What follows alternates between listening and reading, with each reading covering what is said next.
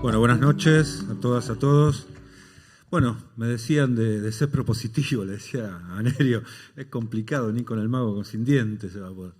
Pero esta es una cuestión propositiva, digamos, que en una mesa estén sentados representantes sindicales, de las pymes, de la producción, de las universidades, es una cuestión propositiva.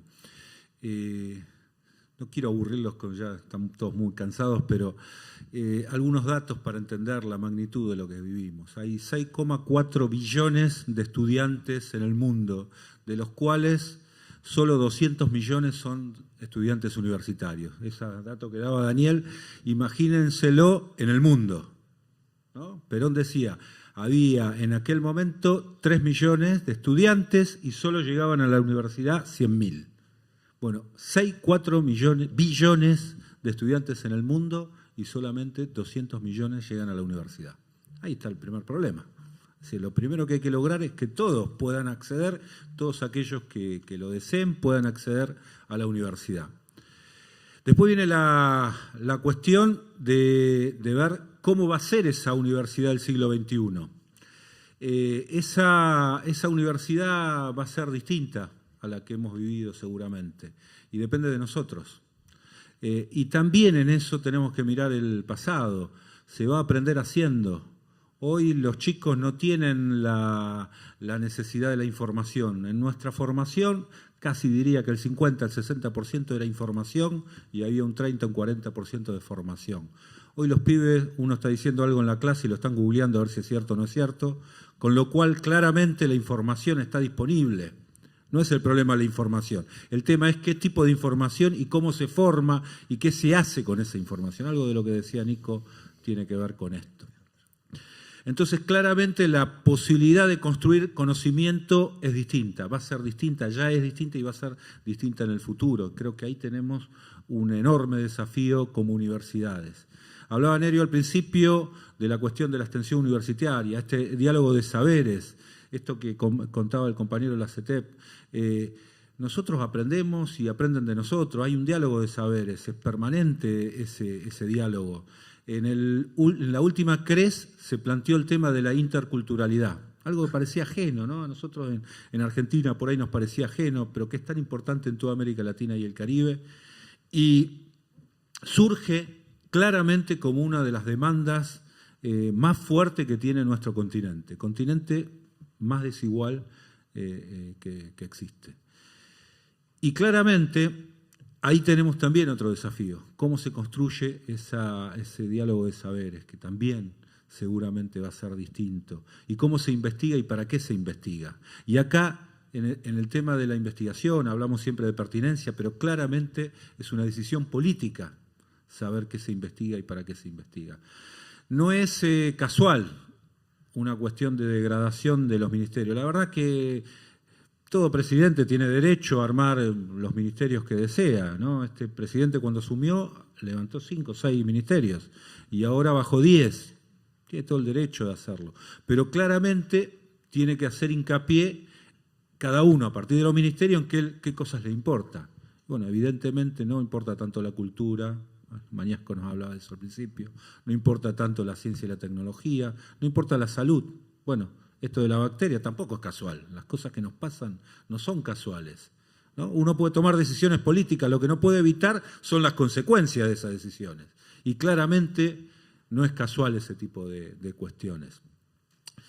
Entonces, más allá de lo que tenemos que hacer desde nuestra propia capacidad de militancia política y desde el lugar que nos toque actuar, lo que subyace en todo esto es que el cambio de lo que se viene en estas cuestiones académicas, de investigación, de extensión, de transferencia, de las cosas que se construyen y cómo y hacia dónde se construyen, tienen que ver con que esta gente, ¿no? Yo contaba antes de venir acá, hablé con el grupo nuestro, el Observatorio de Políticas Públicas, digo, ¿no hay algo que funcione bien en la Argentina? ¿Algo? Me dijo, sí, por supuesto, los bancos. Claro, entonces los bancos funcionan bien, han dado la mayor rentabilidad. Pero ¿cuánta gente vive de los bancos? O sea, esto es crear plata a partir de la plata.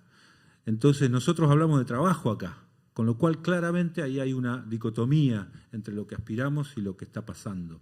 Y la única chance que tienen ellos, ¿por qué? Uno se pregunta, un grupo minoritario tiene el poder y lo ejecuta como lo ejecuta, porque claramente han logrado fragmentarnos a todos, porque claramente han logrado que cada uno, por cuestiones de sentido común, por cuestiones de distinto tenor, nos han fragmentado. Entonces, un ex ministro de Educación decía, lo confesó una vez, se le escapó creo, públicamente decía, nosotros tiramos 18 cosas y algunas van pasando. Y en la medida que van pasando, se van viendo eso. Ese mismo ministro viajó a Finlandia 2 o 3 veces y no aplicó nada de lo que vio en Finlandia, acá. La educación en Finlandia, que es la que todos dicen que es buenísima, es gratuita. Los docentes cobran los mejores sueldos que se puedan imaginar y la gente paga prácticamente el 50% de sus ingresos y tiene una distribución, una cuestión tributaria mucho más justa que la que tenemos nosotros. No hay milagro en Finlandia, es eso. Y todos tienen acceso, todos pueden llegar a la universidad. Así que claramente la virtud que ha tenido este actual proyecto político es el de poder fragmentarnos.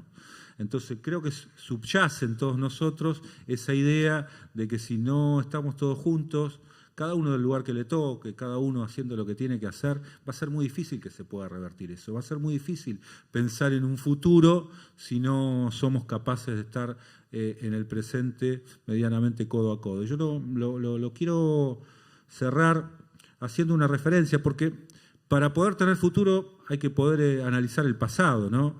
Y dentro de 2 días se cumple el aniversario de la Noche de los Lápices, ¿no? Un hecho realmente simbólico, si los hay, en la educación argentina. Bueno, en este tiempo donde los chicos dejan de estudiar porque algunos no tienen plata para el transporte, esos lápices creo que de alguna manera, en esos chicos que han accedido a estas universidades, esos que de alguna manera, dice la gobernadora que no llegan, bueno, pueden hacerlo porque hubo chicos que escribieron una historia distinta.